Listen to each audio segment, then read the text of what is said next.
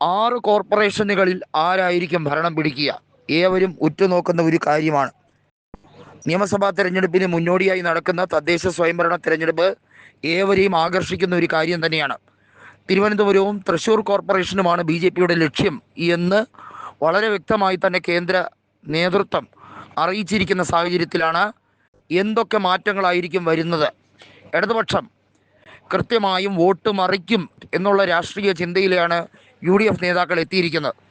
UDF നേതൃത്വത്തെ സംബന്ധിച്ചിടത്തോളം Kannur corporation ഒഴികെ മറ്റൊരിടത്തും വ്യക്തമായ ഭൂരിപക്ഷം അത് കണ്ണും പൂട്ടിക്കൊണ്ട് ലഭിക്കുകയില്ല എന്നുള്ള ധാരണയിലാണ്. നമുക്കറിയാം, കഴിഞ്ഞ തദ്ദേശ സ്വയംഭരണ തെരഞ്ഞെടുപ്പിൽ കണ്ണൂർ കോർപ്പറേഷനിൽ ഒഴികെ മറ്റൊരിടത്തും UDFന് ജയിക്കാൻ കഴിഞ്ഞില്ല.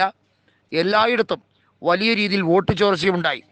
കൈവശമുണ്ടായിരുന്ന കൊച്ചി നഗരസഭയും തൃശ്ശൂർ നഗരസഭയും ഒക്കെ നിസാര വോട്ടുകൾക്ക് കളഞ്ഞു തുലച്ചതുൾപ്പെടെയുള്ള കാര്യങ്ങൾ വലിയ തോതിൽ ചർച്ച ചെയ്യപ്പെടുകയാണ്. തിരുവനന്തപുരം കോർപ്പറേഷനിൽ ഇത്തവണ വലിയ രീതിയിൽ ചൂടാറുന്ന പോരാട്ടം തന്നെയാണ്. തൃശ്ശൂർ കോർപ്പറേഷനെ സംബന്ധിച്ചിടത്തോളം ഏറ്റവും നിർണായകമാകുന്ന സുരേഷ് ഗോപിയുടെ ഫാക്ടർ. അത് പ്രതികൂലമാകുമോ അനുകൂലമാകുമോ എന്ന് ഇപ്പോൾ പറയാറായിട്ടില്ല. ഏതായാലും ലോക്സഭാ തെരഞ്ഞെടുപ്പിന് ശേഷം സുരേഷ് ഗോപിയുടെ ഇമേജ് നെഗറ്റീവ് ആകുന്നു എന്നുള്ളത് വളരെ വ്യക്തമായി തന്നെ കോൺഗ്രസ് നേതൃത്വം ചിത്രീകരിക്കുന്ന കാര്യമാണ്.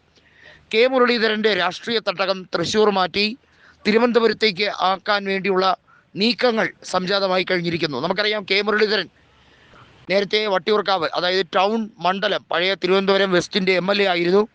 2011-ലും 2016-ലും വിജയം ആവർത്തിച്ച അദ്ദേഹം വടകരയിൽ പോയി നിന്ന് മത്സരിച്ചതാണ് അദ്ദേഹത്തിൻ്റെ ജീവിതത്തിലെ ടേണിംഗ് പോയിന്റ്.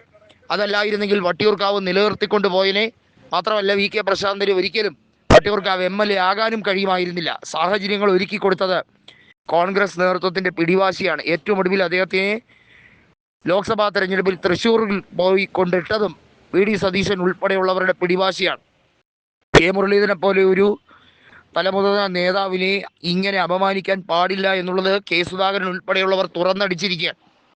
നമുക്കറിയാം, കെ സുധാകരൻ്റെ വിഷയം വന്നപ്പോൾ ഏറ്റവും കൂടുതൽ ശക്തമായി നിലപാട് കടുപ്പിച്ചത് കെ മുരളീധരൻ തന്നെയായിരുന്നു. ഇവിടെ എടുത്തു പറയേണ്ടത് കെ മുരളീധരൻ്റെ ഈ വാക്ചാതുര്യമൊന്നും വോട്ടായി മാറുന്നില്ലല്ലോ എന്നുള്ളത് തന്നെയാണ്. തിരുവനന്തപുരം ജില്ലയിൽ അദ്ദേഹത്തിൻ്റെതായ ഒരു സ്പേസ് ഉണ്ട്. നമുക്കറിയാം, കഴിഞ്ഞ നിയമസഭാ തെരഞ്ഞെടുപ്പിൽ നേമത്താണ് അദ്ദേഹത്തിനെ കൊണ്ടു നിർത്തിയത്. 3-ാം സ്ഥാനത്തേക്ക് പോയെങ്കിലും ഒരു പരിധിവരെ കുമ്മനം രാജശേഖരൻ്റെ പരാജയത്തിന് കാരണമായതായി വലിയ തോതിൽ ചിത്രീകരിക്കപ്പെടുകയുണ്ടായി.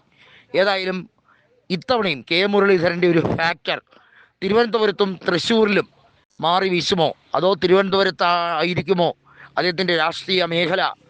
ഏവരും ഉറ്റുനോക്കുകയാണ്.